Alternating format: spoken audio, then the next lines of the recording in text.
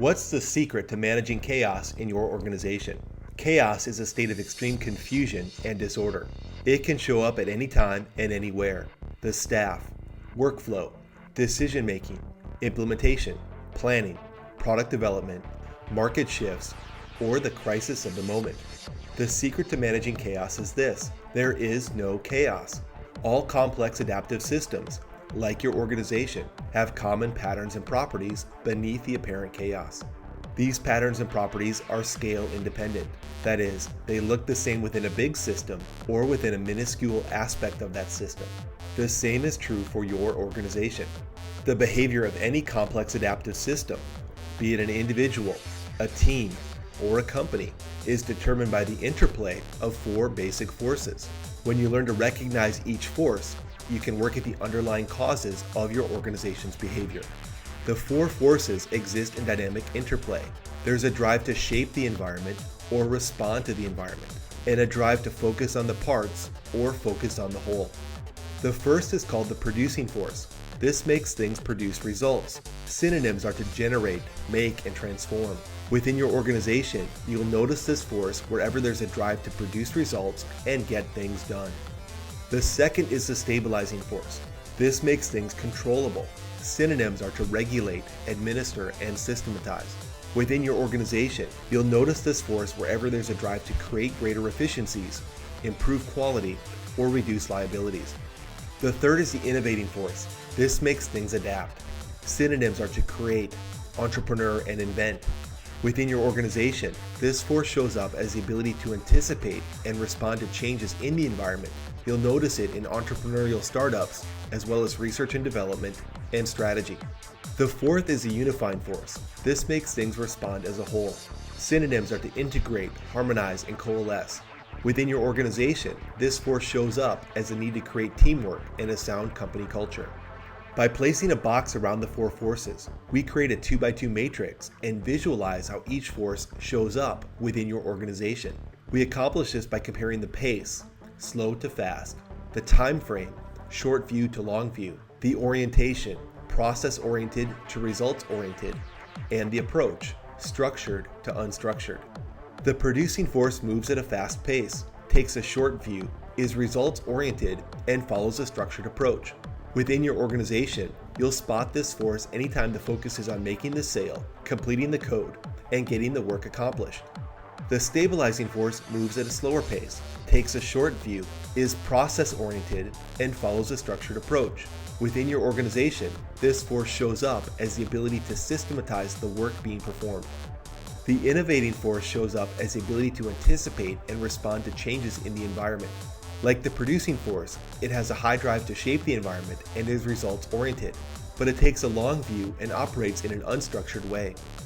The unifying force shows up as the ability to make the organization act as a whole. Like the stabilizing force, it moves at a more methodical pace and is process-oriented, but takes an unstructured approach and a long view of change.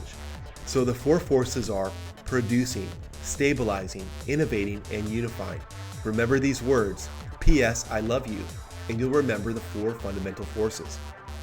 Because the four forces are scale independent, you can spot them from the macro to the micro, including within tasks, functions, personality styles, and your entire organization. For example, the four forces dictate the behavior of how a business performs in the marketplace.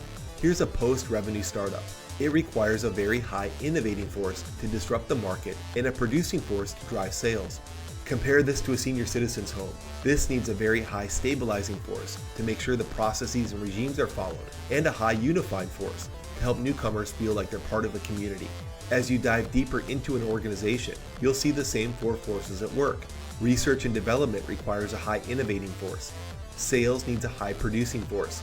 Accounting requires a high stabilizing force, while the CEO needs to make sure the business is producing results, innovating for market demands, and unifying the team around a consistent vision and values. Because a company is really just a collection of the people involved, you'll begin to spot the same four forces within the personality and management styles of those doing the work. For example, a good account manager will express a high unifying force in order to connect well with others. A good accountant should have a high stabilizing force in order to pay attention to the details. And a good entrepreneur will have a high innovating force to spot opportunities, as well as a high producing force to take action.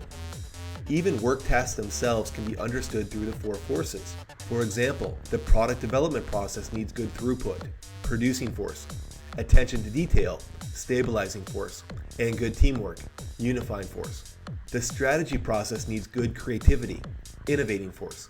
The controller process needs attention to detail, stabilizing force. The four forces exist in coopetition. If one force is relatively strong, the others will be relatively weak. If one force is absent, the system will submit to entropy and die. For example, when the producing force is imbalanced, the organization can feel like a dog chasing its tail. This is because it's moving very quickly to accomplish short-term goals, but without long-term direction or scalable efficiencies. When the stabilizing force is imbalanced, the organization can feel like a brick wall. This is because the stabilizing force naturally resists change and prioritizes efficiency even at the cost of effectiveness. When the innovating force is imbalanced, the organization pursues too many opportunities at once without the necessary follow-through and execution. When the unifying force is imbalanced, the organization turns against itself. Politicking, infighting, and finger-pointing are rampant, and the company loses sight of its customer needs. The right balance of forces depends on several factors, but a simple picture looks like this. The organization has a clear direction. It's producing results, adapting to change. It has the right balance of control and flexibility, and is unified in service to its customers. The secret to managing chaos, then, is recognizing the underlying order. While confusion and disorder may appear on the surface, beneath it are the four forces at work. When you learn to spot the forces, managing chaos becomes much easier. So remember, if you want to be successful, don't fight the physics.